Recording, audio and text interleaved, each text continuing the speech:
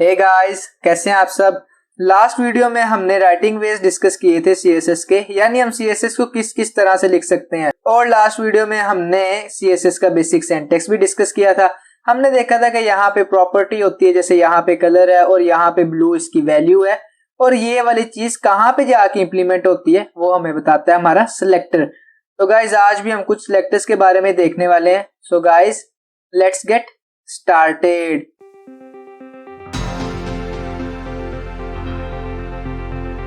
मैं जल्दी से यहाँ पे अपनी एक नई फाइल बना लेता हूँ tude15.html के नाम से, और मैं अपना बॉयलर टेम्पलेट कोड डाल लेता हूँ। यहाँ पे मैं टाइटल चेंज करता हूँ tude15 और ओपन कर लेता हूँ लाइव सर्वर से। ये मेरे पास लाइव सर्वर अपेयर हो गया और मैंने जो ऊपर टाइटल लिखा था वही आ गया। अब मैं ऐसा करता हूँ, यहाँ पे एक पैराग्राफ का टैग लिखता हूँ। मैं लिखता हूँ कि दिस इज पैरा नंबर 1 और मैं इसको नीचे कॉपी करता हूँ। यहाँ पे मैं ऐसा करता हूँ 2 कर देता हूँ, 3 करना था, 4 और 5। मेरे पास यहाँ पे पांचों पैराग्राफ इस तरह से अपेयर हो गए। एज यूजुअल इसमें कोई रॉकेट साइंस नहीं थी। अब अगर मैं यहाँ पे CSS करूं, मैं कहूं कि जहां पे आपको P का टैग नजर आए उसका कलर कर दो डीप स्काई ब्लू। मैं यहाँ पे सिंपली इनर CSS यूज करूंगा। मुझे लिखना पड़ेगा स्टाइल का टैग और उसके अंदर मुझे क्या लिखना पड़ेगा, पैराग्राफ को कर दो तुम कलर डीप स्काई ब्लू, ऐसे। अब ये मेरे पास डीप स्काई ब्लू इसका कलर हो गया। हमने लास्ट टाइम ये वाली चीजें देखी थी। अब हम देखते हैं कि हम CSS में कौन कौन से सिलेक्टर्स यूज करते हैं। तो मेरे पास ये कुछ टाइप्स हैं सिलेक्टर्स की CSS में। सबसे पहले CSS element selector, CSS group selector, CSS ID selector, class और यूनिवर्सल सिलेक्टर। तो जो हमने अभी देखा, यहाँ पे लिखा हुआ है हमने अभी देखा, तो ये क्या चीज है? ये बेसिकली मेरे पास CSS एलिमेंट सिलेक्टर है। यानी हम CSS में एलिमेंट सिलेक्टर इसी को कहते हैं जो हम किसी टैग की मदद से करते हैं। यानी अगर हमारे पास एक tag as a selector use हो रहा है, यहाँ पे P एक टैग है और ये एज अ सिलेक्टर यूज हो रहा है, तो इसका मतलब ये एलिमेंट सिलेक्टर है। मैं यहाँ पे ऐसा करता हूँ, सिंपली लिखता हूँ H2 और मैं यहाँ पे लिखता हूँ काशिफ। मेरे पास क्या ये चेंज होगा? नहीं, बाय डिफॉल्ट ब्लैक ही आएगा। क्यों ब्लैक आएगा? क्योंकि मैंने यहाँ पे कहा जहां पे P नजर आए। अब मैं कहता हूँ जहां पे तुम्हें H2 नजर आए ना, वो ऐसा कर दो कि तुम कलर उसका कर दो ग्रीन। मैं उसको कहूंगा भाई कलर कर दो उसका ग्रीन। देखते हैं, ये मेरे पास इसका कलर ग्रीन हो गया। इसको हम कहते हैं एलिमेंट सिलेक्टर, जो हम टैग से करें। हम HTML में सारे टैग्स को एलिमेंट्स कहते हैं। अगर मैं देखूं इस पेज में मेरे पास कौन कौन से एलिमेंट्स हैं, मेरे पास बॉडी एलिमेंट है, पैराग्राफ एलिमेंट है, H2 एलिमेंट है, HTML खुद एक एलिमेंट है, टाइटल एलिमेंट है, यानी जो भी हमारे पास टैग्स हैं वो सारे एलिमेंट्स हैं। अब अगर मैं यहाँ पे कुछ इस तरह से लिखूं कि ये जो पैराग्राफ है ना, ऐसा करो कि इसके ऊपर डबल कोट्स आ जाए, मुझे सिंपली डबल कोट्स का टैग लगाना पड़ेगा और यहाँ पे मैं नंबर में लिखता हूँ कि आप इटैलिक कर दो, यहाँ पे मुझे नंबर करना पड़ेगा। ये मेरे पास इस तरह से अपेयर हो गया, यहाँ पे कोट भी आ गया और नंबर इटैलिक भी हो गया। अब मैं कहता हूँ जहां पे मैंने कोट्स और इटैलिक लगाया ना, उसका कलर मेरे पास पिंक हो जाए। मैं सिंपली लिखूंगा यहाँ पे कलर और मैं यहाँ पे कर दूंगा पिंक। मैं ऐसा करूंगा कि इसी को कॉपी करूंगा और यहाँ पे मुझे गलत पेस्ट कर दिया मैंने, यहाँ पे आना था मैंने, यहाँ पे ऐसे। तो मैं यहाँ पे क्या लिखूंगा, मेरे पास कोट्स भी हैं, कोट्स का कलर भी पिंक हो जाए। ये मेरे पास दोनों चीजों का कलर पिंक हो गया। लेकिन अगर मान लो इसी तरह मेरे पास 10-15 टैग्स हो, तो क्या मैं ऐसे ही करता रहूंगा? इस तरह तो मैं CSS लिखता ही रहूंगा। इसका एक आसान हल है, मैं ऐसा करता हूँ, इसको कट कर लेता हूँ और इसके साथ ही कॉमा लगा के ये वाला टैग भी दे देता हूँ। मैं उसको कहता हूँ जहां पे तुम्हें I नजर आए और Q नजर आए उसका कलर कर दो पिंक। अब देखते हैं, ये मेरे पास दोनों का कलर पिंक हो गया। मैं रीलोड भी कर रहा हूँ, मेरे पास कलर पिंक ही रहा। इसकी क्या वजह थी? क्योंकि मैंने यहाँ पे कह दिया था कि जहां पे तुम्हें I नजर आए और Q नजर आए भैया उसका कलर तुम कर दो पिंक। सो इसको हम क्या कहते हैं? इसको हम कहते हैं CSS group selector. Group selector में हमने यहाँ पे दो एलिमेंट्स को सिलेक्ट किया। मैं यहाँ पे एलिमेंट और ID को भी कर सकता था, ID और एलिमेंट, ID और क्लास को भी कर सकता था, या दो से ज्यादा भी। आने वाले टाइम में हम देखेंगे कि हम किस तरह से कर सकते हैं। सो मेरे पास एक ग्रुप सिलेक्टर हो गया। अब हम देखते हैं ID क्या है और क्लास क्या है। मैं सिंपली यहाँ पे आता हूँ। ये मेरे पास कुछ ID और क्लास की कैरेक्टरिस्टिक्स लिखी हुई हैं। सबसे पहले ID की है ये वाली, ID को ये वाली चीज रेफर कर रही है और क्लास को ये। ID is unique. और क्लास इज कॉमन।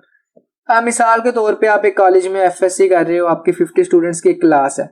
अगर कोई प्रोफेसर आपसे सबसे आके रोल नंबर पूछता है, वैसे तो यार कोई भी प्रोफेसर इतना फारिग भी नहीं होता कि आपसे रोल नंबर ही पूछे आपके, जब तक कोई सजा ना देनी हो।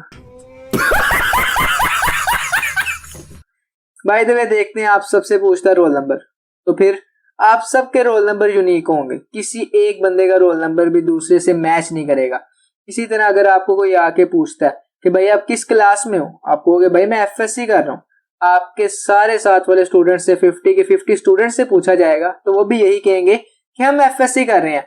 इसका मतलब आईडी में यूनिकनेस है और क्लास में कॉमन है। मतलब क्लास में कुछ चीजें कॉमन हो सकती हैं, आईडी में नहीं हो सकती। असल में आईडी का मतलब ही आइडेंटिटी होती है। कभी आपने देखा है कि आपका कोई आईडी कार्ड हो और उसी नंबर पे किसी दूसरे बंदे का भी आईडी कार्ड हो? कभी भी नहीं ऐसा होता। अगर आपका जो आपके मुल्क में आईडी कार्ड यूज होता है, आइडेंटिटी कार्ड जिसको आप कहते हैं, तो उसका भी नंबर सबका यूनिक होता है। कभी भी ऐसा नहीं होता कि दो नंबर्स के एक आईडी कार्ड बन जाए। नेक्स्ट देखते हैं, नो डुप्लीकेशन और duplication is allow. No duplication का क्या मतलब है? आईडी के अंदर हम डुप्लीकेट नहीं कर सकते, यानी एक वेब पेज के अंदर हमारे पास एक ही आईडी होगी और एक आईडी किसी एक एलिमेंट को रेफर कर रही होगी और यहाँ पे डुप्लीकेशन अलाउ है। इसका मतलब है कि हम एक पेज के अंदर 100 एलिमेंट्स में भी वो क्लास लिख सकते हैं। अगर हमने एक एलिमेंट एक से ज्यादा जगह यूज करना हो तो हम उसको क्लास में लिख देंगे। अगर एक एलिमेंट हमें सिर्फ एक जगह पे रिक्वायर्ड है, एक स्पेसिफिक जगह के लिए, और हम कहते हैं कि वो कांस्टेंट सिर्फ उसी के लिए रहे, तो हम उसको आईडी में लिखेंगे। आगे ID is represented by hash in CSS and class is represented by dot in CSS. ID को हम हैश से रिप्रेजेंट करेंगे सीएसएस लिखते वक्त और क्लास को हम डॉट से रिप्रेजेंट करेंगे। चलो चेक कर लेते हैं ना कोड में जाके। मैं अगर यहाँ पे सिंपली लिखूं पी के टैग के अंदर जैसे हम एट्रीब्यूट लिखते हैं वैसे ही हम क्लास लिखेंगे। सबसे पहले क्लास जो हमारे पास एक कीवर्ड है, उसके बाद यहाँ पे जो आपने नाम रखना है, मैं यहाँ पे रखता हूँ फर्स्ट। मैं इसको क्लास लिखा है। अब मुझे यहाँ पे सीएसएस में किस तरह से लिखना पड़ेगा, वापस जाते हैं, यहाँ पे मुझे लिखना पड़ेगा डॉट से। चलते हैं फिर डॉट से लिख देते हैं। यहाँ पे डॉट लिखा, क्लास का नाम फर्स्ट। अब मैं कहता हूँ जो मेरे पास फर्स्ट क्लास है ना, उसका जो बैकग्राउंड कलर है ना, जहां जहां पे फर्स्ट क्लास यूज हो वहां पे बैकग्राउंड कलर कौन सा आ जाए, ये वाला कलर आ जाए। और देखते हैं हमारे पास इंप्लीमेंट हुआ ये चीज। मैंने यूज की थी पैराग्राफ नंबर 2 में और मेरे पास ये वाली चीज पैराग्राफ नंबर 2 में पेयर होगी।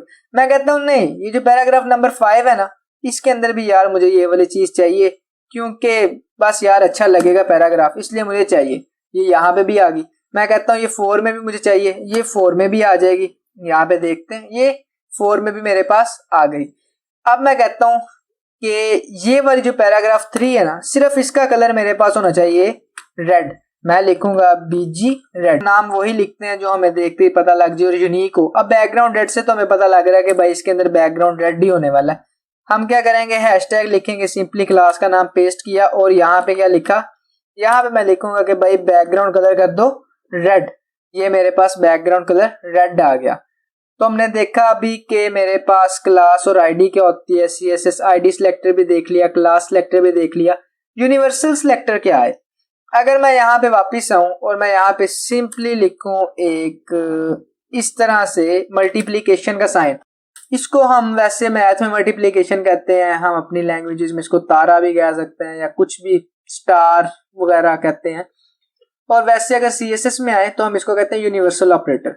यूनिवर्सल ऑपरेटर का मतलब है कि जो चीज हम इसके अंदर अब लिख देंगे ना, वो पूरे पेज में इंप्लीमेंट हो जाएगी। यानी कोई ऐसी चीज, जैसे मैं बैकग्राउंड कलर पूरे पेज का चेंज करना चाहता हूँ, कभी भी ऐसा तो नहीं होता कि मैं आधे पेज का बैकग्राउंड कलर कोई और रख दूं और आधे का कोई और, पूरे का ही चेंज करूंगा। तो मैं सिंपली इसके अंदर लिख दूंगा बैकग्राउंड कलर और जो मुझे अच्छा लगेगा मैं ये वाला बैकग्राउंड कलर रख लूंगा।